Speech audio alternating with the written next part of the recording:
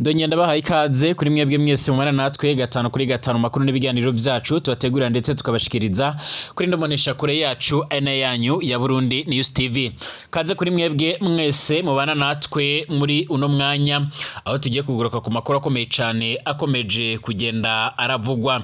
Turi kuwa kabiri igenekerezo rya kane ruhuhuma 2025.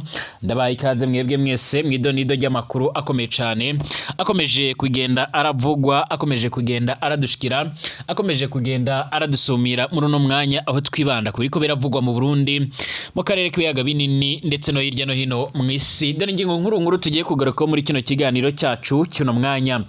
Mu nyuma y'iko rero Variso Ndayishimiye aherutse kwiyamiriza igihugu cibanyi c'u Rwanda muri ino ndwi duhejeje gusozera, akaba yarashimangiye ndetse akanagaruka akanemeza neza yuko afise amakuru yizeye yuko igihugu cibanyi c'u Rwanda cyo bakiriko kirategura ibitero biremere cyane bishobora kuzibasira igihugu c'u Burundi, ndetse akanavuga yuko ingwano iri kirabera mu buseruko bwa Republika Iharanira Intwaro Rusange ya Kongo ishobora kuzokomereza nga muri kino gihugu cacu ciza c'u Burundi. Hari ibintu biremere cyane byatanguye gushikira iki gihugu c'u Burundi nkuko bigaragara. Hari abasesenguzi bamwe namwe rero twoganiriye nabo baca baratubwira impamvu Variso Ndayishimiye yo bafise impungenge kubigendanye n'umutekano w'igihugu c'u Burundi. Murazi neza yuko ingwano yahejeje gusa nahibera muri Kivu y'Amajyaruguru cyangwa mu ntara ya Kivu y'Amajyaruguru, ubu intambara ikaba iri kirerekeza muri Kivu y'Amajyepfo. Murazi neza yuko Kivu y'Amajyepfo yose iriko irabarizwamo rero ingabo nyinshi z'u Burundi, haba izaba zararungitswe n'ubundi mu bikorwa bigendanye no kuhangana n'umuhari wa Reddit abarwanya ubutegetsi bw'u Burundi, ndetse hakaba hariko hariyongeraho n'ubundi n'izindi ngabo zari zisanzwe zirifatikanya n'umuhari wa MTSR. Birashoboka yuko rero uko twabonye ku gihugu cibanyi c'u Rwanda abasoda bariko bakubitwa bamwe bagaca barinjira, ndetse bikagira n'ingaruka ku mutekano w'igihugu c'u Rwanda. Birashoboka yuko Variso Ndayishimiye we ashobora kuzahura nibirenze. Ni mu nyuma yuko rero benshi mu Barundi bakomakomeye cyane bari muri leta y'u Burundi bafise impungenge yuko Reddit ishobora kuzihuza n'umuhari wa MTSR bagaca barifatikanya mu bikorwa bigendanye no gukubita inshuro ingabo z'u Burundi. Aha byaba ari akaga gakomeye cyane kubigendanye n'umutekano w'u Burundi, ndetse ariko kandi benshi barayemeza neza yuko rero Variso Ndayishimiye yoba ari we yizize nkuko byuma bigaragara. Abarundi benshi barakomeje kugenda bibaza ndetse banabaza impamvu leta y'u Burundi gumya irarungika abasoda muri Republika Iharanira Intwaro Rusange ya Kongo mu kujya gupfirayo, ndetse gushika uno mwanya hakaba hari ibiziga byinshi by'abasoda b'Abarundi bibarizwa ngaha n'ubundi mu bice bimwe na bimwe mu bitaro bya gisirikare ndetse no mu makampi amwe namwe, nkuko rero ibintu bikomeje kugenda bigaragara. Amakuru yihuta adafise ivumbi akomeza kugenda aradushikira cange akomeza kugenda aradusumira, akaba agaragaza ndetse aranerekana neza yuko n'ubundi nga muri kino gihugu cacu ciza c'u Burundi n'ubundi hakomeje kugaragara ibara riremere cyane, hakomeje kugaragara ibintu biteye ubwoba ku buryo gushika ubu ngubu General Prime Niyonga barongoye igisoda c'u Burundi ariko arasabwa ibisobanuro na bamwe rero mu bariko baramubaza igituma akomeza gukomeza arabika ibiziga by'abasoda b'Abarundi bararungitswe muri Republika Iharanira Intwaro Rusange ya Kongo. Amakuru twaronse nuko rero umuvugizi w'ubushikiranganje bwo kwivuna abanzi Brigadier General Gaspard Baratuza hejeje kwemera neza yuko noneho hari ibiziga by'abasoda b'Abarundi, ndetse akanemeza neza yuko hari abasoda benshi baraguye muri iyo ngwano, ndetse agaca arashimangira ndetse anagaragaza neza yuko n'ubundi hariyo bamwe rero bariko baravurirwa mu bitaro bya gisirikare mu Kamenge nga mu gisagara ca Bujumbura. Icyakora ntiyatangaje ibitigiri byabo, ariko kandi umwe mu basoda twayaze bamaze igihe baragwanira mu buseruko bwa Republika Iharanira Intwaro Rusange ya Kongo bamaze y'umwaka baremeza ko rero ata position nimwe igisoda c'u Burundi gisigaranye muri ivyo bice. Uyu mwaka w'ibihumbi 2025 ntuzoroha mu bigendanye n'ubutunzi ndetse n'umutekano ku gihugu c'u Burundi. Iyi nayo ni ingingo turoza kugenda twitso canke turagarukaho. Ikigega cy'isi yose FMI caraye gihagaritse amasezerano y'ingurane y'imiliyoni 200 z'amadolari co haye Burundi mu kiringo c'amezi 40.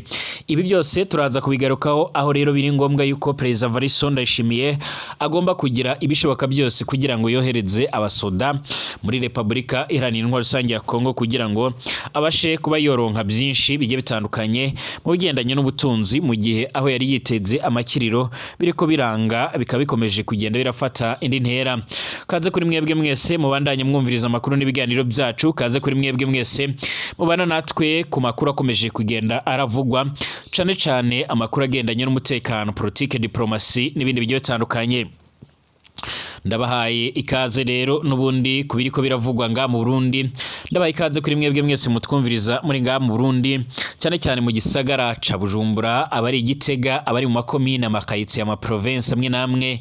Ndabahaye ikaze mwebwe mwese. Ndabahaye ikaze kandi kuba twumviriza muherereye mu karere k'ibiyaga binini mu bihugu bigiye bitandukanye, mu bihugu by'abanyi, abari ku mugabane w'Uburaya, Asia, Australia, Amerika ndetse n'andi yose. Ndabahaye ikaze kuri mwebwe mwese. Mwongeye kwirwa cange mwongere kuramuka neza bivanye naho muherereye. Niba rugambere shitse ngaha pisonda kwanditse sabone kugira usharonka amakuru n'ibiganiro byacu, ubane natwe gatanu kuri gatanu, ndetse amakuru n'ibiganiro byacu uce urabandanya n'ubundi kuyashikiriza canga se amakuru n'ibiganiro byacu uyashikirize n'ubundi ku banywanyi bawe. Ikaze kuri mwebwe mwese. Amakuru reka tuyatangurire n'ubundi nga muri kino gihugu cacu ciza c'u Burundi. Varison Ndayishimiye arakomeje kugira ubwoba buremere cyane mu nyuma y'uko rero urugamba rukomeje gusatira igihugu ciwe canga se imipaka ihuza Burundi ndetse na Republika iharanira intwaro rusange ya Kongo nkuko bikomeje kugenda bigaragara. Amakuru yihuta akomeza kugenda aratugeraho cange akomeza kugenda aradusumira, akaba agaragaza ndetse aranerekana neza yuko ibintu bikomeje kugenda birakomera. Ni mu nyuma y'uko rero urugamba ruriko ruraturuka muri Kivu y'Amajyaruguru rukamanuka muri Kivu y'Amajyepfo rusatira igihugu c'u Burundi. Ahangaha bizorohera neza umuhari wa M23 bivanye no kuba rero hari ingabo nyinshi z'u Burundi, ariko kandi bikaba bivanye no kuba hari Red Tabara isanzwe iragwangiza ingabo z'u Burundi, ndetse nayo ubwayo ikaba isanzwe irazikubita inshuro ku buryo buremere cyane. Mu misi heze umwe mu basoda b'abarundi yararungitswe muri Republika Iharanira Rusange ya Kongo mu mwaka w'ibihumbi 2023. Yaratumenyesheje yuko ata position nimwe igisoda c'u Burundi gisigaranye, aho rero no mu bihe byo gufata Minova bararonse amabwiriza abamenyesha yuko rero bakwiriye kuva muri ivyo bice bagaca barahunga kugira ngo bataza kuhatakariza ubuzima. Yaravuze ko hapfuye abasoda benshi. Ikibazo singwa nikomeje kubera mu seruko bwa Republika Iharanira Intwaro Rusange ya Kongo. Varison Ndayishimiye afise ubwoba bw'uko rero umuhari wa M23 umujinya watuye abasoda ba President Felix Antoine Tshisekedi Chilombo ndetse n'ibyashikiye abacanshuro ndetse n'abandi bamwe na bamwe bagiye batandukanye nk'abo mu ngabo zo muri Afrika y'Epfo no muri Tanzania ndetse na Malawi no muri FDLR. Arafise ubwoba buko bishobora kuzoshikira u Burundi, ndetse bikazaba bibi cyane nk'umwe mu bategetsi bagize uruhara muri izo ngwano, ndetse akaba ari umwe mu bantu bari bazi ukuri kuzuye, ndetse akaba yarigeze kugirana ibiganiro n'umwe mu bayobozi ba M23, ndetse akaba yaragerageje kuba yovugana nabo kenshi. Nyamara harabayeho n'ibindi bibazo bigiye bitandukanye canga bimwe na bimwe canga mistake zagiye ziboneka aho abasoda b'abarundi baragiye barafatwa amateko, ariko uyu mutegetsi agaca aragaragaza erekana neza yuko atarabagwanyi b'u Burundi ahubwo arabagwanyi bo muri Red Tabara. Ukibaza igituma uyu muhari wa M23 wojya gufata Red Tabara, kandi Red Tabara idasanzwe irakorana n'ingabo za Republika Iharanira Intwaro Rusange ya Kongo. Ibi byose bigendanye no kuba igisoda c'u Burundi ndetse na Varison Ndayishimiye baragiye baratera iteka canga baratera inkunga ibikorwa bya President Felix Tshisekedi Chilombo, ndetse akaba akomeje kugenda aratsindwa. Biri mu bintu bimutera ubwoba ku buryo rero biboneka yuko iyi ntambara ishobora kuzoshika nga mu Burundi. Hari abasesenguzi bemeza ndetse bakanagaragaza neza yuko n'ubundi iyi ntambara ishobora kuzarangira yifatikanyije, aho rero Red Tabara ndetse cyane cyane Red Tabara ndetse n'uyu muhari wa M23 bishobora kuzifatikanya bikagwana ndetse cyangwa se bigahangana n'igihugu c'u Burundi. Ibi kandi biriko biravugwa mu gihe nyine izo mpungenge za Perezida Varison Ndayishimiye atariko arazisobanura uko ziri, ahubwo akaba ariko asigura yuko afise amakuru yuko igihugu c'abanyi c'u Rwanda cyo bakiriko kirashaka kuba cyo mutera. Icyakora mu kutajya umunwa yarasiguye ndetse anagaragaza neza yuko iyo bayiteguye nawe kuzivuna umwanzi nkuko bigaragara. Nubwo kandi amakuru akomeza kugenda aradushikira cange nkuko amakuru akomeza kugenda aradusumira, hakomeje kugenda hagaragara byinshi bitandukanye bigendanye nibikomeje kugenda bigaragara cyane cyane ku mirongo y'imbere ku rugamba. Uburundi burakomeje gukubitwa n'inkuba rero n'ubundi cyangwa se birakomeje, abasoda b'abarundi barakomeje kugwa mu nkubiri y'ibisasu biremere cyane birimo gusukwa n'umuhari wa M23 nkuko bigaragara. Amakuru akomeza kugenda aradushikira cange amakuru akomeza kugenda aradusumira, akaba agaragaza ndetse aranerekana neza yuko nubundi ngaha rero mu makambi amwe namwe mu gisoda c'u Burundi hoba hariyo ibiziga bimwe na bimwe by'abasoda b'abarundi baguye muri Republika Iharanira Intwaro Rusange ya Kongo.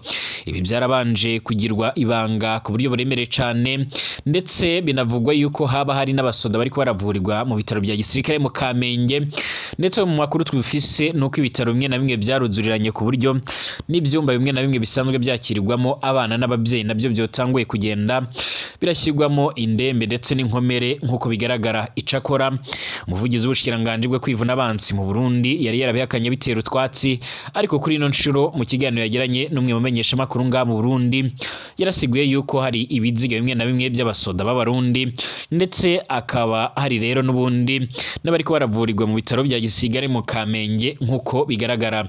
Umuntu araca yibaza ndetse akanabaza abarongoye igisoda c'u Burundi nka General Prime Niyongabo, umugaba mukuru w'igisoda c'u Burundi, ico babitsemo rero ibyo biziga, ndetse n'icyo rero bariko barahishira ba nyiri imiryango ko rero ababo bapfuye.